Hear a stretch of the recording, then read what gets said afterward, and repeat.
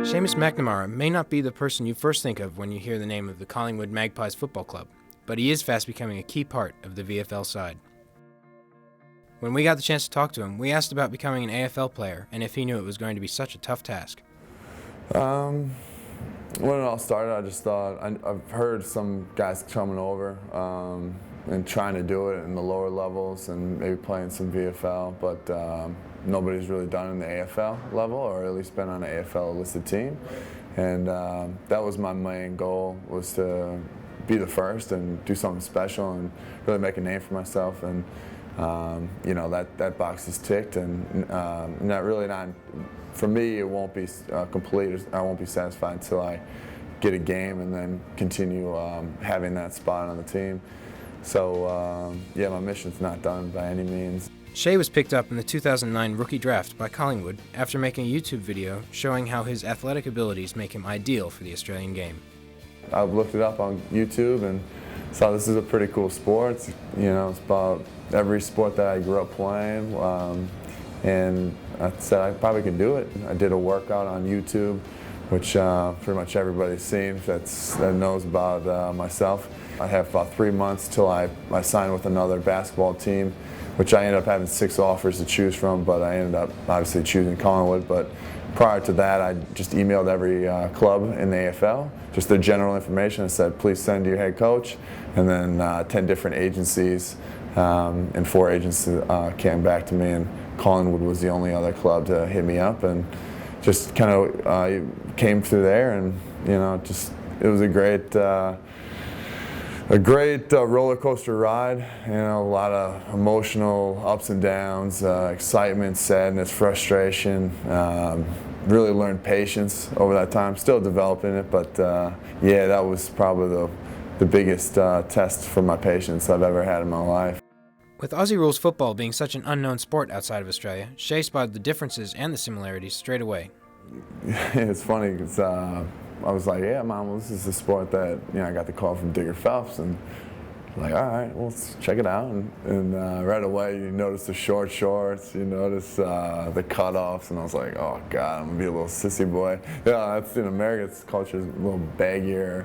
You don't wear short shorts, you just don't do that.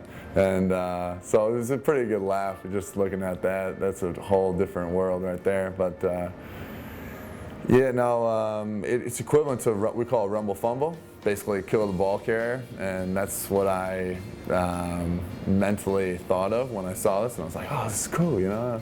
But yeah, it's definitely different. I think the aerial stuff, just your depth perception of reading the ball and actually trying to catch it. So it's completely different. I had to really change my whole mental with everything, and but it's been good. It's been funny. It's been sad and frustrated, but very good and glorious and sometimes. So it's been quite a roller coaster, but it's been really good.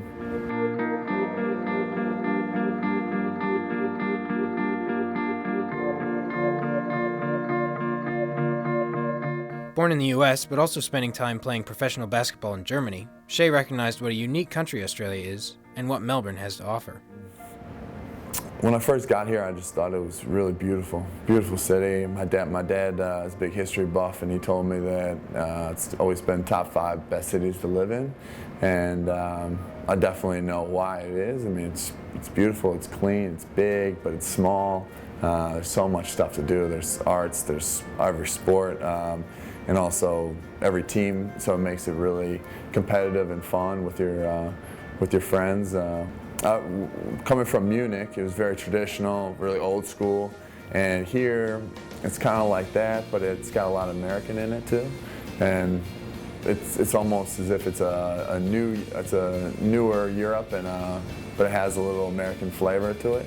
So it's been great. The big running joke here with my coaches is I call them all coaches. It's a sign of, like, America, we just do it as respect. You can't call them Mick, otherwise we'd either get cut or we'd be doing 7 a.m. or 6 a.m. workouts, excuse me. And whereas here it's all, you know, first name basis, and I've always been, you know, Mr. Walsh, not Walshy, and you know, just little stuff like that. It's pretty funny, but yeah, like I said, it's got its pros and cons, whatever angle you want to look at it is. But that was the one thing that really threw me off, to be honest, yeah. Shae's been in Australia for over a year now, and he's already missing the finer aspects of American cuisine. I miss the ice cream. That's for sure. Maybe some bratwurst. I've had the kangaroo sausages. They're all right. They're good meat. It's high in protein. I know that. I probably haven't had as much lamb as I ever had in my life since being here either, and along with pumpkin. But no, it's been great. I mean, like I said, this is my chapter in my life, and whether it be 2 years or 10 years, I'm enjoying it all, and there's a reason why I'm here. I'm not in America. I'm considering myself an American Aussie right now, so yeah, I wouldn't change anything. I love it all. With such a unique story, it's easy to see why anyone would look to him for inspiration. I think I'm a role model for anybody that wants to pursue something, that has their back against the wall and want to achieve something that can't, with all the negative of people saying they can't do it, or you don't believe in yourself, but you think you can do it, and it just shows what hard work and just the mental toughness that you have to bring to the table, and just all the sacrifice and the dedication and just the perseverance of going through it all. Hopefully, at the end of the day, that's what it's going to be, and I can give hope and excitement to people that have their back against the wall. For more information and other stories, please visit our website or follow us on Facebook and Twitter.